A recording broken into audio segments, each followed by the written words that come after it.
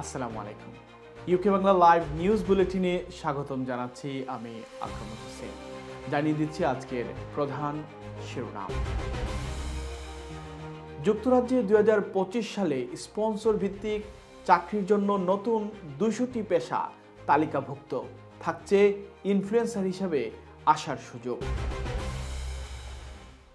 2025 সালে ইউকে ভিসার নতুন নিয়ম বেড়েছে, খরচ এবং কড়াকড়ি। সিলেটে চালু হচ্ছে আরও একটি বিমানবন্দর। যুক্তরাজ্যে 50টি পরিবার অর্ধেক সম্পদের মালিক। এবং সিলেটে বন্যার আতঙ্ক, বৃষ্টিতে স্থবির জনজীবন। দর্শক, দেখছিলেন সংবাদ শিরোনাম, এবার জানিয়ে দিচ্ছি বিস্তারিত।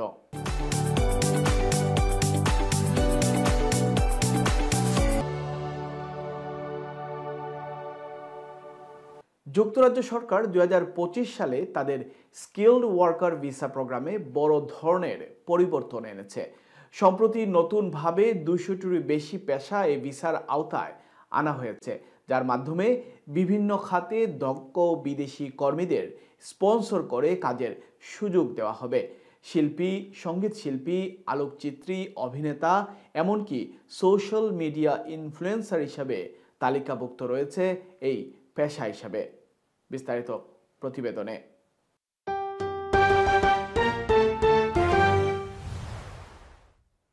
যুক্তরাজ্যে 2025 সালে স্পন্সর ভিত্তিক চাকরির জন্য নতুন 200টি পেশা তালিকাভুক্ত করা হয়েছে।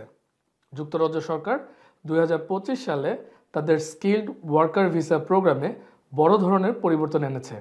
সম্প্রতি নতুন 200টির বেশি পেশা এই ভিসায় আওতায় আনা হয়েছে, যার মধ্যে বিভিন্ন খাতে দক্ষ বিদেশি কর্মীদের স্পন্সর করে কাজের সুযোগ দেওয়া হবে।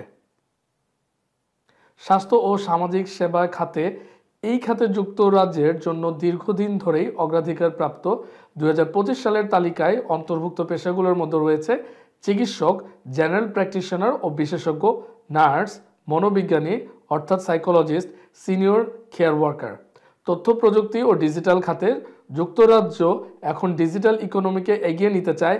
এজন্য স্কিল ওয়ার্কার ভিসায় আওতায় রয়েছে সফটওয়্যার ডেভেলপার, সাইবার নিরাপত্তা বিশেষজ্ঞ, data analyst, UI/UX designer, DevOps engineer. প্রকৌশল ও নির্মাণ খাত মহামারী পরবর্তী অর্থনীতি পুনর্গঠনে বিভিন্ন প্রকৌশল পেশাজীবীদের প্রয়োজনীয়তা বেড়েছে। এই খাতে রয়েছে অপার সম্ভাবনা। সিভিল, মেকানিক্যাল, ইলেকট্রিক্যাল ও এয়ারস্পেস ইঞ্জিনিয়ারদের জন্য এই খাতে এই বছর থেকে নতুনভাবে স্পন্সর করা যাবে। শিক্ষা খাত স্কুল ও বিশেষ শিক্ষা প্রতিষ্ঠানে শিক্ষক সংকট মোকাবেলায় বিভিন্ন স্তরের শিক্ষকেরা বিভিন্ন ভিসায় স্পন্সরশিপ পাবেন, অর্থাৎ প্রাইমারি, হাই স্কুল এবং ইউনিভার্সিটি লেভেলে টিচারদের জন্য এখন থেকে সুন্দরভাবে তারা স্পন্সরশিপ নিয়ে কাজ করতে পারবেন। সৃজনশীল শিল্প অর্থাৎ ক্রিয়েটিভ আর্টস ও গণমাধ্যমে আসছে আবারও নতুন পরিবর্তন। এই বছর প্রথমবারের মধ্যে কিছু সৃজনশীল পেশাও অন্তর্ভুক্ত করা হয়েছে। শিল্পী, সঙ্গীত শিল্পী, আলোকচিত্রী, অভিনেতা, এমনকি সোশ্যাল ইনফ্লুয়েন্সাররাও এই খাতে স্পন্সর নিয়ে তারা কাজ করতে পারবেন। অর্থাৎ যারা টিকটকের ইনফ্লুয়েন্সাররা যারা কাজ করছেন, তারাও এখন ইউকে যুক্তরাজ্যের স্পন্সর ভিসা নিয়ে কাজ করতে পারবেন। কারিগরি ও আতিথেয়তা খাত দক্ষ শ্রমিক যেমন কাঠমিস্ত্রি, ইলেকট্রিশিয়ান, প্লাম্বার, শেফ ও ওয়েল্ডারদের জন্য রয়েছে নতুন করে আবারও সুযোগ। ব্যবসা ও ফিন্যান্সকে চাঙ্গা করতে এখন থেকে accountant, investment analyst, marketing manager, মানব সম্পদ কর্মকর্তারাও এখন এই স্পন্সর্ড ভিসার সুযোগ পাবেন। তবে এখনও কিছু পেশা যেমন রেস্টুরেন্টের সাধারণ ওয়েটার, বারে কাজ করা কর্মী এবং পরিচ্ছন্ন কর্মীরা এই স্কিমের আওতাভুক্ত হচ্ছেন না। যুক্তরাজ্য সরকার ওয়েবসাইট ও 2025 সালের আপডেট স্পন্সরশিপ তালিকা অনুযায়ী এই তথ্য নিশ্চিত করা হয়েছে। যুক্তরাজ্যে যেতে চাইলে এখন আর শুধু ইচ্ছা থাকলেই হচ্ছে না, পকেটেও থাকতে হবে বাড়তি প্রস্তুতি। 2025 সালের 17 মে থেকে কার্যকর হওয়া নতুন নিয়ম অনুযায়ী ইউকে ভিসার জন্য আর্থিক শর্ত কঠোর করা হয়েছে। প্রায় সব ক্যাটাগরিতেই এই শর্ত প্রযোজ্য হতে যাচ্ছে। শিক্ষার্থী, পর্যটক কিংবা যেই হন না কেন ভিসা আবেদন করার আগে নিশ্চিত হতে হবে আপনার ব্যাংক ব্যালেন্স ও আয় ব্যয়ের হিসাব যথেষ্ট পরিমাণে মজবুত আছে। শিক্ষার্থীদের ক্ষেত্রে লন্ডনে পড়াশোনা করতে চাইলে প্রতি মাসে অন্তত 1,483 পাউন্ড এবং লন্ডনের বাইরে হলে 1,136 পাউন্ড করে খরচ দেখাতে হবে। 9 মাসের জন্য সেই পরিমাণ দ্বারায় যথাক্রমে 13,346 এবং 10,226 পাউন্ড। এর পাশাপাশি টিউশন ফি যোগ করতে হবে, যা নির্ভর করবে কাস্ট লেটার উল্লেখিত প্রতিষ্ঠানের টাকার পরিমাণের উপর। যদি পরিবারের কাউকে যেমন স্ত্রী বা সন্তান সঙ্গে নিতে চান তাহলে প্রতিজনের জন্য বাড়তি খরচ দেখাতে হবে। প্রতি মাসে তা হবে 845 পাউন্ড শুধু লন্ডনের জন্য, কিংবা লন্ডনের বাইরে যদি হন তাহলে দেখাতে হবে 680 পাউন্ড। এই টাকা কমপক্ষে 28 দিন ধরে ব্যাংকে থাকতে হবে এবং ব্যাংক স্টেটমেন্টটি হতে হবে সর্বোচ্চ 31 দিনের মধ্যে। পর্যটক বা ভিজিটর ভিসার ক্ষেত্রে নির্দিষ্ট কোনো টাকার পরিমাণ না থাকলেও আবেদনকারীকে প্রমাণ করতে হবে যে তিনি যুক্তরাজ্যে অবস্থানের পুরো খরচ চালাতে পারবেন। এর মধ্যে থাকা, খাওয়া, ঘোরাফেরা, যাতায়াত এবং ফিরতি টিকিটের ব্যয় অন্তর্ভুক্ত। Tired of commission fees eating into your profits? Drowning in phone orders and struggling to keep up? Introducing Ordering To Online, the commission-free, contract-free online ordering system that revolutionizes your restaurant or takeaway.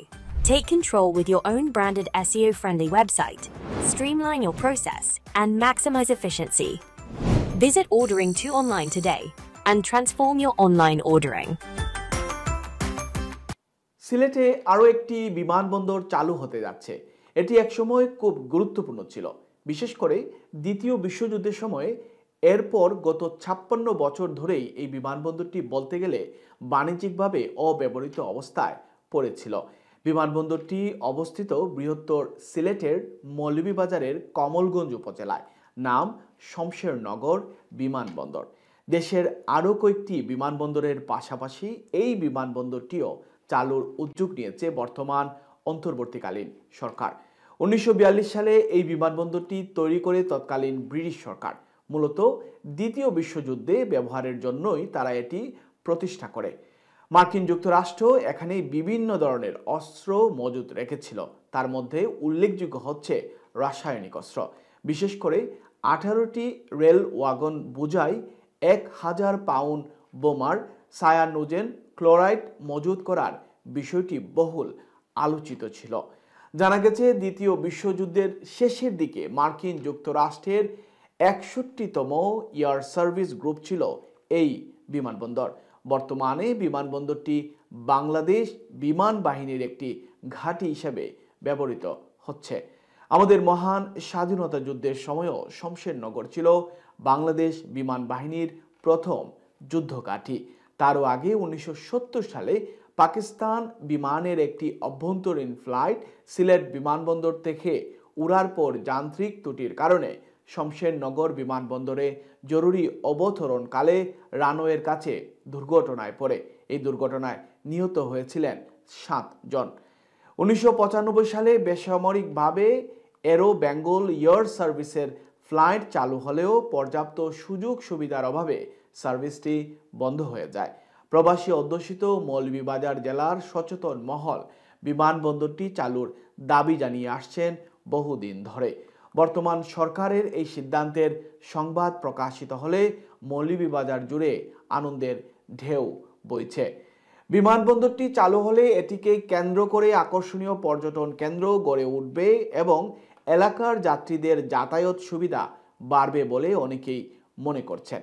তাছাড়া ভৌগোলিক কারণে সামরিক ক্ষেত্রেও অনেক সুবিধা এনে দিতে পারে এই বিমানবন্দর।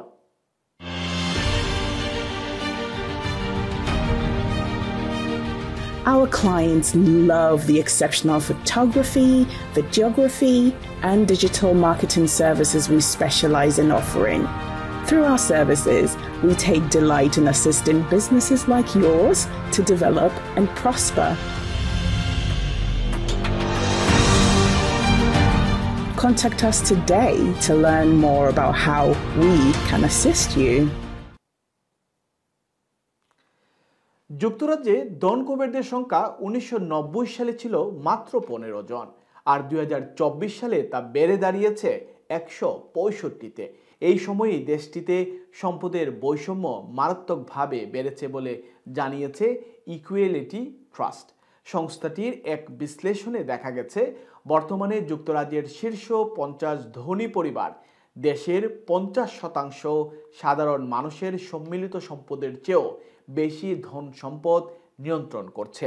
ইকুয়ালিটি ট্রাস্টের সহ নির্বাহী পরিচালক প্রিয়া সাহনি নিকোলাস বলেন, চরম ধন সম্পদ সমাজের জন্য এক ধরনের ভ্যাম্পায়ারিক হুমকি। বিশ্লেষকদের মতে এখনই সময় ধন সম্পদের সীমা নির্ধারণ করা, যারা ঊর্ধ্বে যাওয়ার জন্য সমাজের বিভিন্ন অংশের ক্ষতি করছে তাদের টেনে ধরা এবং ধনীদের অস্তিত্বের এই একচাটিয়া গঠন ভাঙতে না পারলে তা হবে গোটা জাতির অস্তিত্বের জন্য হুমকি। Our clients love the exceptional photography, videography, and digital marketing services we specialize in offering. Through our services, we take delight in assisting businesses like yours to develop and prosper. Contact us today to learn more about how we can assist you. সিলেটে মঙ্গলবার সকালে দিনভর থেকে নামছে বৃষ্টি। এতে জনজীবনে দেখা দিয়েছে অস্থিরতা। সকাল থেকে ভারী বৃষ্টির কারণে মহানগরের বেশ কিছু নিচু এলাকায় সাময়িক জলাবদ্ধতা দেখা গেছে। আবহাওয়া অফিসের তথ্য মতে সিলেটে মঙ্গলবার ভোর 6টা থেকে বিকেল 3টে পর্যন্ত 9 ঘন্টায় 184 মিলিমিটার বৃষ্টি রেকর্ড করা হয়েছে। সিলেট ও আশপাশের উপজেলাগুলোতে সকাল থেকেই টানা বৃষ্টি হচ্ছে। এদিকে গেল কয়েকদিন ধরে সিলেটের নদ নদীর পানি বাড়তে শুরু করেছে, যদিও বিপদ সীমার নিচে রয়েছে সব নদীর পানি। তবে ভারতের মেঘালয়, আসাম টানা ভারী বর্ষণের খবর পাওয়া গিয়েছে। এতে সিলেটের মানুষের মধ্যে বন্যার আতঙ্ক চেপে বসেছে। সিলেটে সকাল থেকে বৃষ্টি হওয়ার কারণে রাস্তাঘাট অনেকটাই ফাঁকা। জরুরি প্রয়োজন ছাড়া কেউ বের হচ্ছেন না। অনেকেই বৃষ্টিতে ভিজে কর্মস্থলে যেতে দেখা গিয়েছে, আবার আটকে পড়ছেন রাস্তায়। পানি উন্নয়ন বোর্ড জানিয়েছে, বাংলাদেশের অভ্যন্তরে ভারী নদ নদীর পানি বৃষ্টির কারণে হলেও তা বন্যার কারণ হবে না। সিলেট পার্শ্ববর্তী মেঘালয় ও আসামের ভারী বর্ষণ হলে সিলেট অঞ্চলে বন্যা দেখা দিতে পারে। এদিকে আবহাওয়া অধিদপ্তর আগামী 24 ঘন্টায় ভারী বর্ষণ ও দমকা হাওয়ায় পূর্বাভাস দিয়েছে।